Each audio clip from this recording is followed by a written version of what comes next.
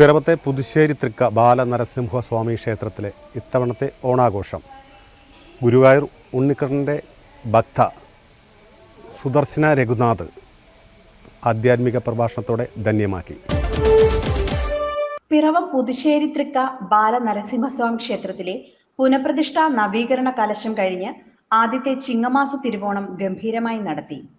ക്ഷേത്രത്തിൽ രാവിലെ വിശേഷാൽ പൂജകളും തുടർന്ന് മേളപ്രമാണി പാഴൂർ ഉണ്ണിചന്ദ്രന്റെ ശിഷ്യന്മാരുടെ പഞ്ചാരിമേളം, ശേഷം ഗുരുവായൂരപ്പന്റെ കഥകളും ഭാഗവത സപ്താഹത്തിലൂടെ കൃഷ്ണകഥകൾ പറഞ്ഞു തരികയും ചെയ്തു വരുന്ന സുദർശന രഘുനാഥിന്റെ ആത്മീയ പ്രഭാഷണവും മഹാ തിരുവോണ ഊട്ടും നടന്നു. അപ്പോൾ മഹാബലിയുടെ വലിയ ആ ഒരു ത്യാഗം, അതായത് സമർപ്പണം, തൻ്റേതായ എല്ലാം, തനിക്ക് നാശം വന്നാലും വേണ്ടില്ല, തൻ്റേതായ എല്ലാം ഭഗവാന് സമർപ്പിക്കാം എന്ന് സമർപ്പിച്ച് ആത്മാർത്ഥമായ സമർപ്പണം കൊണ്ടാണ് ബലി മഹാബലിയായത്.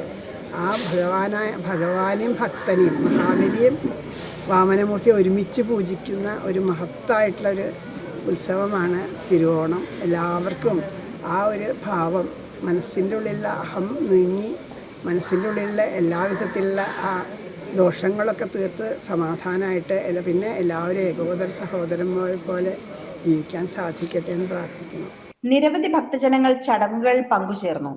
കൃഷ്ണഭക്ത സുദർശനയെ ക്ഷേത്രം രക്ഷാധികാരി വിനോദ് മഹാദേവൻ, സെക്രട്ടറി ശശി മാധവൻ, ട്രഷറർ ചന്ദ്രൻ എന്നിവർ ചേർന്ന് പൊന്നാട അണിയിക്കുകയും ഭഗവാന്റെ പുരസ്കാരമായ ശ്രീ നരസിംഹ പുരസ്കാരം നൽകി ആദരിക്കുകയും ചെയ്തു. ഏകദേശം 900ഓളം വർഷത്തെ പഴക്കമുള്ള ഈ ക്ഷേത്രം പുനരുദ്ധാരണം കഴിഞ്ഞ് ആദ്യത്തെ ഓണമാണ്. എന്താണ് ഇത്തവണ ഓണത്തിന് പ്രത്യേകതയായിട്ട് ചെയ്യുന്നത്? ഈ തവണ നമ്മുടെ ഇവിടെയുള്ള നാട്ടുകാരായിട്ടുള്ള ഭക്തജനങ്ങൾക്ക് എല്ലാവർക്കും വളരെയധികം ഒരു ആവേശമായിരുന്നു. കാരണം നമുക്ക് ഈ ക്ഷേത്രം പുനരുദ്ധാരണം കഴിഞ്ഞ ശേഷം ആദ്യത്തെ തിരുവോണം നമുക്കിതുപോലെ ആധ്യാത്മിക പ്രഭാഷണങ്ങളും അതുപോലെ തന്നെ ഗുരുവായൂരപ്പ കഥകളെ മറ്റുള്ളവർക്ക് പറഞ്ഞ് ഭക്തിയുടെ ഒരു അമൃത് നൽകുന്ന ഒരു അമ്മയെ നമുക്കിവിടെ കൊണ്ടുവരണം എന്നുള്ള ആഗ്രഹം ഈ നാട്ടുകാർ പറഞ്ഞതിൻ്റെ അനുസരിച്ച് നമ്മൾ സുദർശനാമ്മയായി ബന്ധപ്പെടുകയും ആ അമ്മ ഈ തിരുവോണ നാളിൽ തിരക്കുള്ള ഈ ദിവസം തന്നെ ഇവിടെ എത്തിച്ചേർന്ന് നമുക്കിതുപോലുള്ള ഒരു ആധ്യാത്മിക പ്രഭാഷണം നമ്മളുടെ ഈ ഭക്തജനങ്ങൾക്ക് നൽകിയ അമ്മയ്ക്ക് നമ്മൾ വളരെയധികം നന്ദി രേഖപ്പെടുത്തുകയാണ്.